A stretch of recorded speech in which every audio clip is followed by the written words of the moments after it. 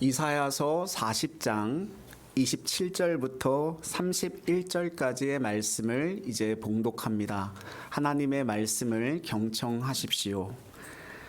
야곱아 어찌하여 내가 말하며 이스라엘아 내가 이르기를 내 길은 여호와께 숨겨졌으며 내 송사는 내 하나님에게서 벗어난다 하느냐. 너는 알지 못하였느냐 듣지 못하였느냐. 영원하신 하나님 여호와 땅끝까지 창조하신 이는 피곤하지 않으시며 곤비하지 않으시며 명철이 한이 없으시며 피곤한 자에게는 능력을 주시며 무능한 자에게는 힘을 더하시나니 소년이라도 피곤하며 곤비하며 장정이라도 넘어지며 쓰러지되 오직 여호와를 앙망하는 자는 새 힘을 얻으리니 독수리가 날개치며 올라감 같을 것이요 다른 박질하여도 곤비하지 아니하겠고 걸어가도 피곤하지 아니하리로다. 아멘. 이것은 살아계신 하나님의 말씀입니다. 이 시간 하나님의 은혜와 복이 저와 여러분에게 가득하기를 축복합니다. 사랑합니다. 성령 충만하십시오. 한 주간 행복하셨습니까? 아니면 피곤하셨습니까? 현대를 살아가는 사람들의 삶은 많이 피곤한 것처럼 느껴집니다. 조금 시간이 지난 책이긴 하지만 한병철 씨의 피곤사회라고 하는 책을 보면 오늘날 현대 사회가 가지고 있는 가장 큰 질병은 신경성 질환이라고 이야기를 합니다. 우울증이라고 하는 것도 이 피로사회와 연관되어져 있다라고 말을 했어요. 실제로 오늘날 우울증이라고 하는 이 병을 모든 사람들이 대체로 보편적으로 가지고 있는 질병이라고 하는 거죠. 그 정도가 다를 뿐이지 누구나가 다 가지고 있는 질병이라고 이야기합니다. 그 원인이 개인에게 있다고 하기보다는 피로사회 속에 살아가다 보니 그렇게 되어진다라고 그 책에서는 표현했습니다. 그래서 생각해 보면 많은 사람들의 입에서 나오는 말이 아이고 피곤하다라고 하는 말인 것 같아요. 아이 피곤해, 아이 피곤해. 근데 피로가 쌓이면요 삶의 의욕과 질이 떨어지게 되어 있고요. 내가 계획하고 꿈꾸는 삶과는 자꾸 거리가 멀어지고 인생을 주도하며 살아가지 못하게 됩니다. 주어진 일을 해치우기 급급하니까 삶의 재미도 없고 생동감도 느끼지 못하고 창의력도 다 사라지게 됩니다. 감사는커녕 불평과 원망이 끊임없이 쏟아지는 거예요. 무엇을 하든 빨리 실증이 나고 현실로부터 도피하고 싶고 일탈의 욕망이 계속 시달리게 되는 거죠. 이런 삶을 혹 살고 있다고 한다면 그 삶은 노역입니다. 노예의 삶이에요. 하고 싶어서 하는 것이 아니라 할 수 없이 끌려서 억지로 하고 있는 삶인 거죠. 오늘 본문 말씀에도 보면요. 피곤, 곤비, 피곤한 자, 무능한 자라고 하는 단어가 눈에 띄게끔 되어 있습니다. 오늘 30절을 같이 한번 읽어보겠습니다. 30절입니다. 소년이라도 피곤하며 곤비하며 장정이라도 넘어지며 쓰러지되 아멘. 이 성경에서 말하고 있는 소년이라고 하는 상징은요. 웬만해서는 피곤한 사람들이 아닌 거예요. 장정이라고 하는 것은 소년이라고 하는 것은 하루 종일 피곤한 몸을 이끌고 하루를 보냈다고 하더라도 잠 한숨 자고 나면 아침이면 웬만하면 거뜬히 일어설 수 있는 그런 사람을 이야기하는 것인데 근데 성경은 그런 소년들과 장정들이 넘어지고 쓰러진다라고 이야기하고 있습니다. 이것은 당시 이스라엘 백성들을 비유로 표현한 것인데 당시에 이스라엘 백성들이 이렇게 피곤하고 지쳐 있는 것은 바벨론 포로로 끌려가 있기 때문이었습니다. 포로된 삶은 한마디로 피곤한 삶입니다. 억압받고 자유를 잃어버렸기 때문에 누가 시켜서 일해야 하니 피곤할 수밖에 없어요. 만약 우리도 다른 사람, 타의에 의해서 끌려다니고 있다면 포로된 삶을 살고 있는지 모릅니다. 이스라엘이 왜 이런 피곤한 삶을 살게 되었는가? 근원적인 이유를 살펴보면 하나님이 아닌 바벨론의 무릎을 꿇었기 때문에 그래요. 바벨론 제국을 무릎을 꿇는 순간부터 피곤한 노예적 삶이 시작된 겁니다. 바벨론 제국은 당시 정치, 군사뿐 아니라 모든 면에서 앞서가는 탁월한 문명을 지녔던 세계 최강국이라고 볼 수 있습니다. 또한 세속국가의 상징이기도 했는데 요한계시록 말씀에 보면 바벨론 음녀라고 표현을 했어요. 그러니까 가장 세상적인 상징의 나라가 바벨론이라고 하는 거죠. 근데 겉으로 보기에는 바벨론은 더 나은 삶, 더 좋은 삶을 제공해 줄 것처럼 화려합니다. 그런데 실제로 들어가 보면 백성들의 힘을 빼앗고 더 피곤하게 만들어가는 거죠. 현대판 바벨론은 과연 무엇일까 생각을 해봅니다. 눈에 보이는 성공, 그것이 바벨론일 수 있겠죠. 세속적 성공, 이 땅의 번역에 눈독을 들이는 순간 우리는 하나님의 백성으로 살아가기가 어렵습니다. 언뜻 보면 바벨론은 군침이 돌고 좀 더 나은 삶을 줄 것 같고 내가 목표한 것을 이루게 되면 고생이 끝날 것처럼 보여져요. 그런데 그 목표가 손에 잡힐 듯 잡히지 않습니다. 하나의 목표를 이루려면 또 다른 목표가 세워지는 것 같고 끊임없이 반복되어집니다. 의료진들이 파업을 하고 있잖아요. 생명을 다루고 있는 분들인데 좀 달리 생각해야 될 문제라고 여겨지는데 결국 그 의료진의 파업도 연봉의 문제와 연관이 있는 거 아니겠습니까? 사람들이 생각해 볼 때 이런 거예요. 연봉 5천만 원 정도 되면 내가 그래도 무언가 해볼 수 있고 만족할 수 있을 거라고 생각이 되어지는데 5천만 원의 연봉을 받게 되면 1억을 바라봅니다. 1억의 연봉을 받게 되면 그것에 만족할 것 같은데 그 만족은 잠깐 또 2억을 바라보게 되고 3억을 바라보게 되고 더 큰 돈을 바라보게 되는 게 우리들의 마음이라는 거예요. 이게 바벨론의 위험입니다. 끝이 없어요. 우리는 지금 상업주의가 주는 강력한 힘 안에서 소비를 부채질하는 세상을 살고 있는데 그래서 좀 더 가져야 사람답게 살 수 있다라고 하는 메시지에 감염되어져 있는 거예요. 여기에 한번 빠져들어서 바벨론의 무릎을 꿇는 순간 우리는 자유를 빼앗기고 살아가게 됩니다. 돈을 벌기 위해서, 성공하기 위해서 스트레스와 싸우며 투쟁하는 사람의 그 피곤은요, 그냥 목욕탕 한번 가서 사우나 한번 하고 나서 풀리는 그런 피곤의 정도가 아니라는 거죠. 이것이 강력한 바벨론의 힘에 빨려 들어가 정신을 놓고 쫓아가는 우리들의 삶의 모습은 아닌가 생각해 봅니다. 어른들은 말할 것도 없고요. 우리 아이들의 얼굴에도 피곤함이 역력해요. 왜 이렇게 아이들이 바쁜지 모르겠어요.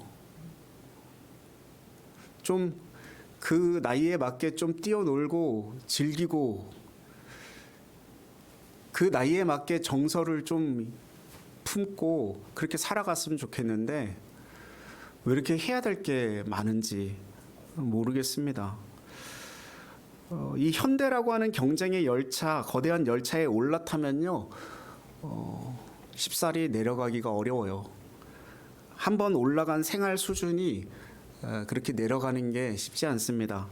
좀 더 올라가기 위해서 몸부림치지는 그것은 쉽지만 더 내리고 포기하는 것은 참 어려운 것 같아요. 그래서 오늘 이 시대는 너의 욕망을 채우기 위해서 더 노력하라고 계속 부채질할 뿐이지 그 욕망을 다스리라고 이야기하고 있지는 않습니다.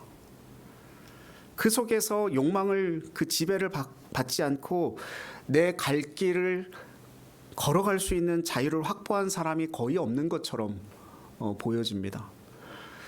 이러한 피곤한 삶은요, 당연하게 원망과 불평이 쏟아질 수밖에 없어요. 27절 말씀 한번 보십시오. 같이 한번 읽겠습니다. 야곱아 어찌하여 내가 말하며 이스라엘아 내가 이르기를 내 길은 여호와께 숨겨졌으며 내 송사는 내 하나님에게서 벗어난다 하느냐. 아멘. 이스라엘의 원망이 어디서 오고 있는지를 27절 말씀에서 우리에게 말해주고 있거든요. 하나님께서는 이사야 선지자를 통해서 하나님을 오해하지 말라고 이야기하고 있습니다. 우리가 신앙생활을 하는 중에 어려움을 겪는 이유 중 하나는 무엇이냐면요, 하나님을 우리와 똑같은 분으로 여기기 때문에 그래요. 이게 무슨 말이냐면 내가 모르면 하나님도 모르실 거라고 생각합니다. 내가 힘들면 하나님도 힘들 거라고 생각을 하는 거예요. 내가 건망증이 있으면 하나님도 건망증이 있을 거라고 생각하는 것입니다. 하나님이 너무 오랫동안 역사하셔서 이제는 좀 쉬셔야 되는 거 아니냐고, 내가 피곤하니 하나님도 피곤할 줄로 생각하고 하나님은 나를 도우시지 못하는 분이다 라고 여긴다라는 거죠. 즉 자기 수준에서 하나님을 생각하는 오류를 범하는 것입니다. 근데 성경은 끊임없이 우리에게 말하기를 하나님은 우리와 같은 분이 아니다 라고 말씀하고 있어요. 하나님이 어떤 분이십니까? 28절 한번 읽어보겠습니다. 같이 한번 읽습니다. 너는 알지 못하였느냐? 듣지 못하였느냐? 영원하신 하나님 여호와 땅끝까지 창조하신 이는 피곤하지 않으시며 곤비하지 않으시며 명철이 한이 없으시며. 아멘. 뭐라고 말씀하십니까? 영원하신 하나님. 한때 반짝 그냥 다가왔다가 사라지는 분이 아니라는 이야기입니다. 언제나 어디서나 동일하신 하나님이세요. 하나님은 피곤하지도 곤비하지도 않으십니다. 시간이나 상황에 따라 능력의 차이가 있는 하나님도 아니십니다. 하나님은 우리의 생각과 상상을 넘어서신 분, 크고 광대하신 분이십니다. 그 명철이 한이 없으셔서 우리의 형편과 사정을 너무 잘 알고 계십니다. 지금 내가 무엇이 어려운지, 내 형편이 어떠한지, 내가 어떠한 생각을 하고 있는지 내가 굳이 기도하지 않아도 하나님은 너무 잘 알고 계셔요. 기도하는 것이 우리에게 유익하기 때문에 기도하라고 말씀하시는 것이지, 하나님은 이미 다 알고 계십니다. 머리털까지도 세시는 분. 여러분들이 아침에 예배 드리기 오기 위해서, 교회 오기 위해서 이렇게 빗질할 때 머리카락이 몇 올 떨어졌는지까지 정확하게 완벽하게 아시는 분이 하나님이십니다. 그 하나님을 믿으십니까? 이스라엘은요, 바벨론 포로로 70년 동안 지내면서 하나님께서 그들을 잊으셨다, 하나님께서 그들을 버리셨다, 그렇게 생각한 거였어요. 그렇지만 하나님은요, 단 한순간도 그들을 잊지 않으셨고 그들을 버리지 않으셨다라고 말씀하십니다. 가장 정확한 때 그 백성을 건지시는 분이십니다. 그들을 구원하시는 분이십니다. 여러분, 이것이 우리의 신앙의 근거가 되어야 됩니다. 하나님에 대한 분명한 이해가 우리 신앙의 중심에 자리 잡지 않으면요, 우리는 날마다 흔들리며 살아가는 거예요. 이리 갔다 저리 갔다, 중심을 잡지 못하는 거죠. 하나님을 오해하지 않기를 바랍니다. 여기서 우리가 붙잡아야 할 분명한 메시지가 있잖아요. 우리가 무엇을 바라봐야 하는가? 바벨론입니까? 하나님입니까? 바벨론은 우리를 지치게 만듭니다. 돈과 명예, 권력이 생기면 좀 신이 나죠. 저도 이렇게 돈이 생기면 신이 나요. 그렇지 않습니까? 여러분은 안 그러십니까? 누가 이렇게 돈 봉투 주면 신이 안 나십니까? 승진하면 신이 나잖아요. 사업이 잘 되면 신이 나잖아요. 농사가 잘 되면 신이 나잖아요. 성적이 오르고 좋은 대학 들어가고 좋은 곳에 취직하면 신이 나잖아요. 근데 그게 오래 가지 않아요. 잠시 잠깐이더라고요. 잠깐은 신이 나고 마음에 무언가 기쁨이 이렇게 흐르는 것처럼 보여지는데 조금 지나면 그게 나를 신나게 하는 일이 되지 않더라고요. 마치 피곤할 때 바카스 한 병 마시는 것과 같은 것 같아요. 예전에 어르신들은 왜 그렇게 바카스를 저에게 줬는지 모르겠습니다. 피곤해 보였는지 바카스 한 병씩 이렇게 줬어요. 이거 광고가 그렇게 만들어 놓은 걸 수도 있는데, 근데 마시면 좀 청량감 때문에 이 피로감이 약간 풀리는 것 같은 느낌도 들긴 하지만 오래 가지 않아요. 이 깊은 피곤은요, 바카스나 사우나나 휴가로 안 되는 것입니다. 그러니까 바벨론이 제공하는 그런 어떤 힘은요, 유효 기간이 아주 짧은 거예요. 거기에 우리가 현혹돼서는 안 됩니다. 우리는요, 어디 주목해야 되냐면 새 힘에 주목해야 됩니다. 31절 말씀 같이 한번 읽겠습니다. 31절입니다. 오직 여호와를 앙망하는 자는 새 힘을 얻으리니 독수리가 날개치며 올라감 같을 것이요 다른 박질하여도 곤비하지 아니하겠고 걸어가도 피곤하지 아니하리로다. 아멘. 자, 우리가 얻어야 할 힘은 뭐라고 그러는 거예요? 새 힘. 다른 차원의 힘입니다. 이 새 힘은요, 하나님으로부터 나오는 힘입니다. 본문에서 그 힘을 독수리에 비유하고 있어요. 독수리는 날개짓으로 날지 않잖아요.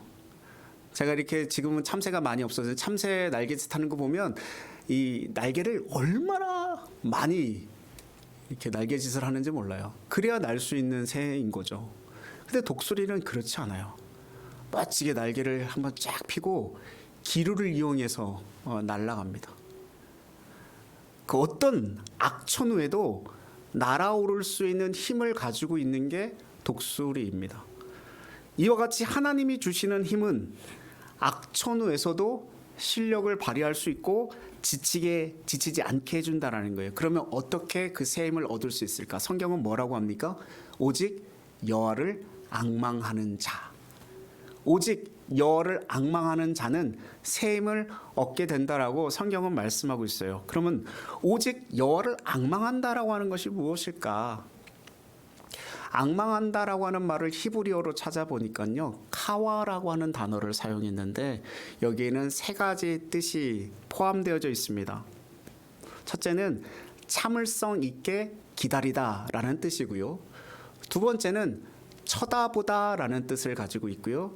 세 번째는 기대하다, 소망한다, 이런 뜻을 가지고 있는 단어입니다. 그러니까 앙망하다라고 하는 단어 속에 참을성 있게 기다리고 기대하고 쳐다보는 그 말이 다 포함되어져 있다라는 말이죠. 즉, 이 말은 하나님 외에 어떤 것도 새 힘을 줄 수 없다는 분명한 믿음의 태도를 말하는 거예요. 하나님 외에 어떤 것도 우리에게 새 힘을 줄 수 없다는 믿음의 태도, 하나님께만 소망을 주는 태도를 말하는 것입니다. 하나님만을 기대하고 하나님만을 바라보는 그 신앙, 그 믿음. 하나님을 바라고 앙망하는 일에 소극적인 태도를 가지는 순간부터 우리는요, 값싼 그 대체품에 속아 넘어가고 있는 거예요.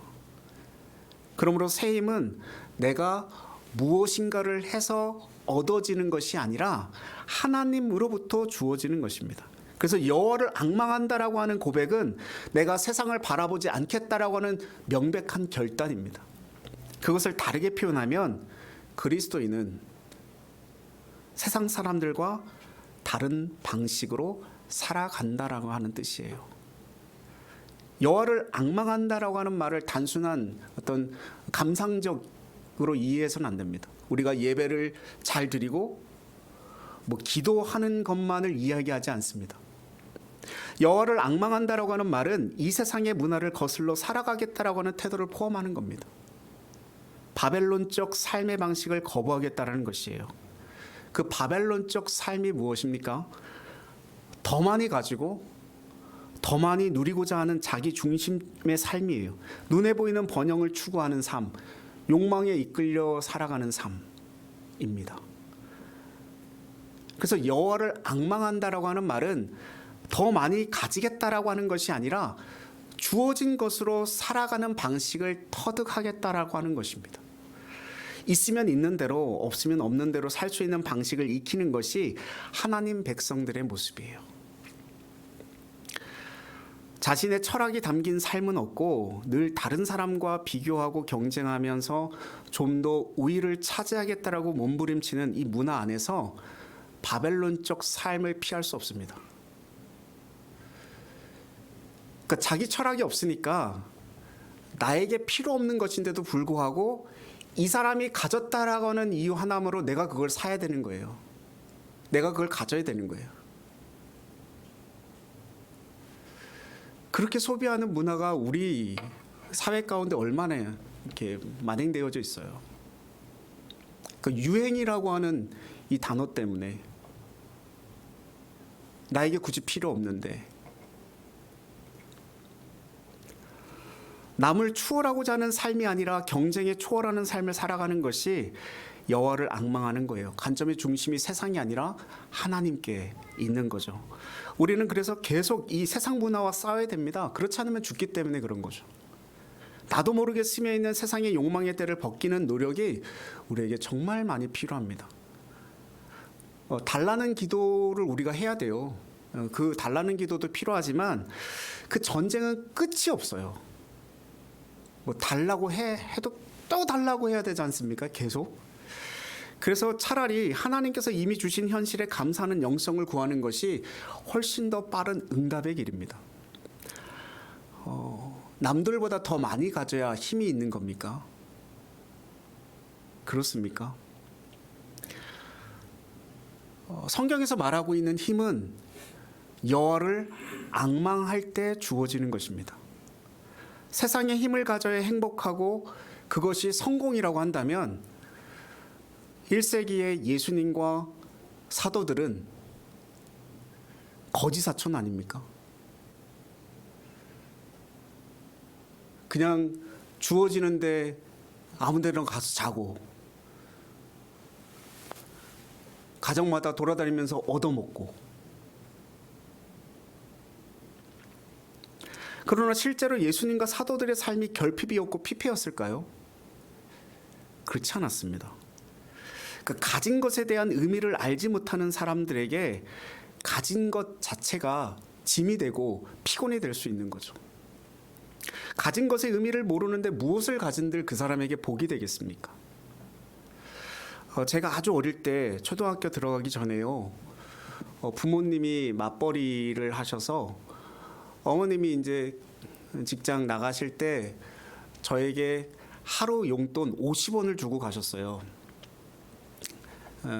그때 당시 50원이면 이렇게 하드 하나 이렇게 사 먹을 수 있는 돈이에요. 제일 저렴한 거.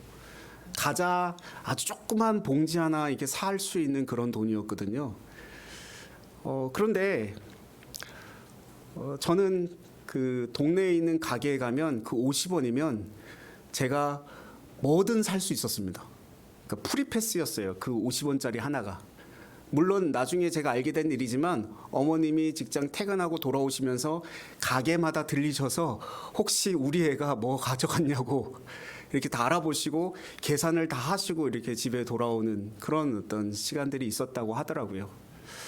그런 저에게 50원이 전부인 것처럼 생각하는 저에게 어른들이 오셔서 용돈을 주신다고 1,000원짜리 지폐를 주고 5,000원짜리 지폐를 주고 10,000원짜리 지폐를 줬을 때 저는 그거 거들떠도 보지 않았습니다.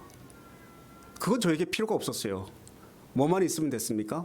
50원짜리 동전 하나만 있으면 나는 이 세상 살아가는데 아무 문제가 되지 않았거든요. 그러니까 1,000원짜리의 돈의 가치를 몰랐고요. 5,000원짜리 돈의 가치를 몰랐어요. 10,000원짜리 돈의 가치를 몰랐단 말이에요. 그때 당시에. 저에게 필요가 없는 거죠. 제가 가지고 있는다고 해서 그게 복이 되겠습니까? 저에게는 50원짜리 하나 있는 게 저에게 큰 복이에요. 50원짜리 하나 가지고 만족하며 살았던 때, 그때가 6살, 7살 때였었던 것 같아요. 여러분, 한국 경제는요, 이전과 비교할 수 없을 정도로 참 많이 성장했습니다.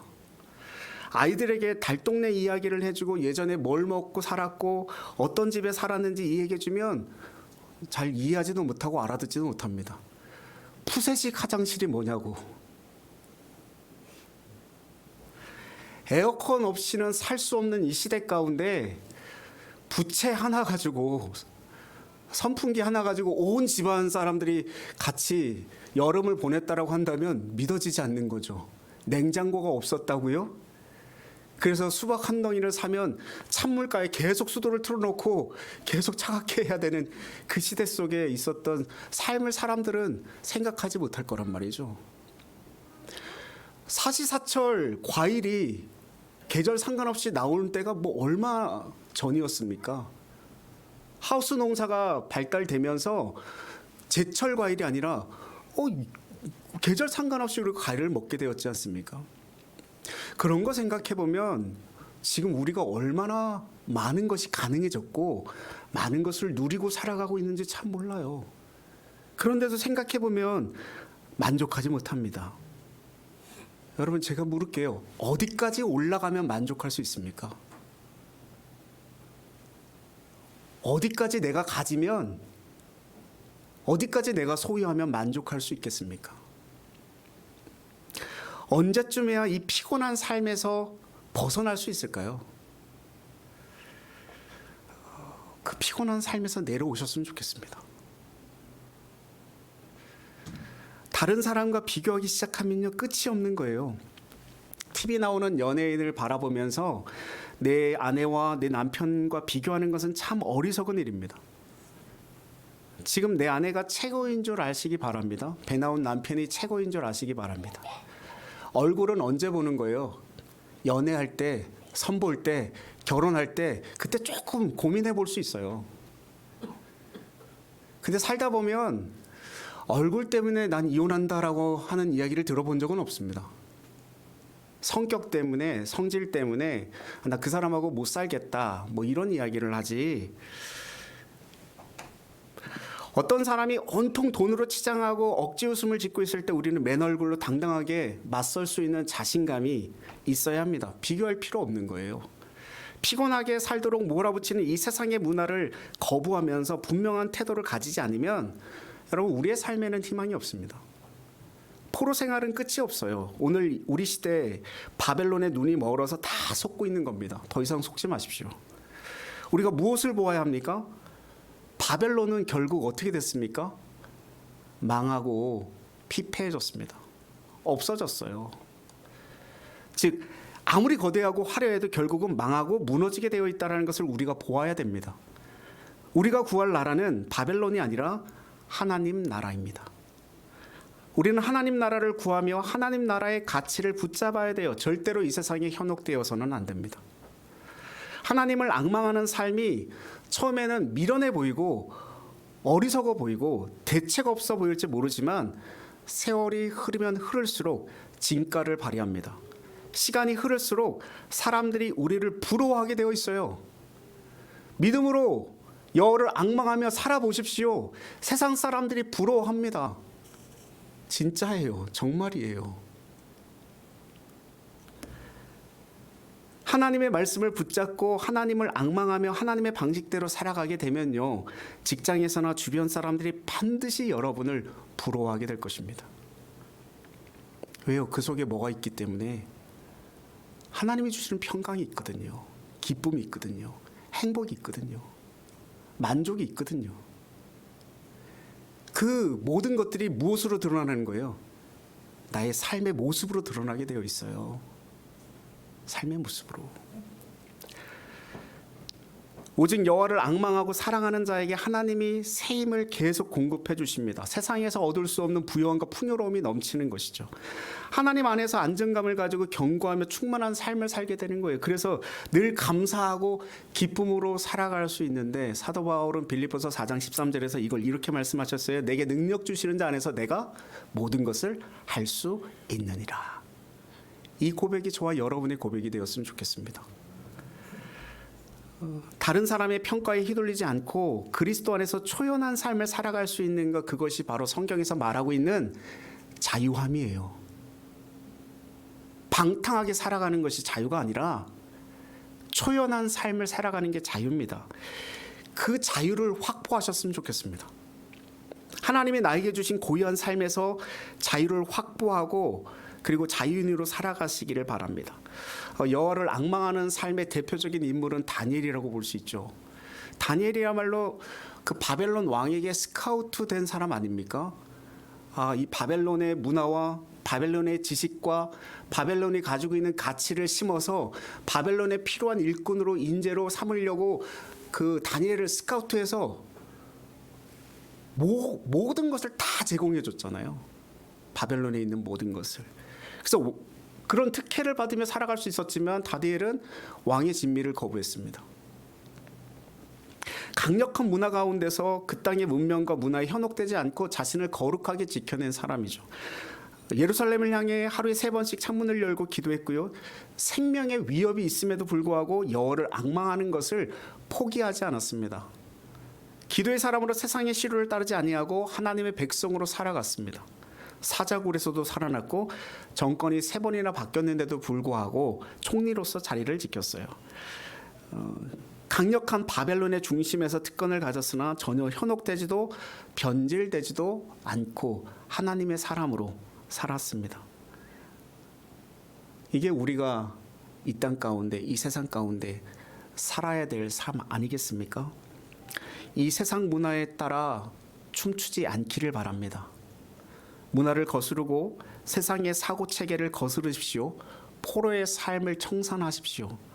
포로의 삶은 끊임없이 우리에게 피곤과 곤비함과 지친 탈진만 제공할 뿐, 지친 삶, 피곤한 일상으로 우리를 몰아가는 모든 환경을 정리하고 잠잠히 하나님만을 바라보며 하나님을 의지하며 기대하며 신뢰하며 하나님으로부터 오는 새 힘을 날마다 공급받아서 힘차게 독수리의 날개치듯 올라가는, 그렇게 힘차게 살아가는 저와 여러분 되시기를 주님의 이름으로 축원드립니다. 기도하겠습니다. 하나님 아버지,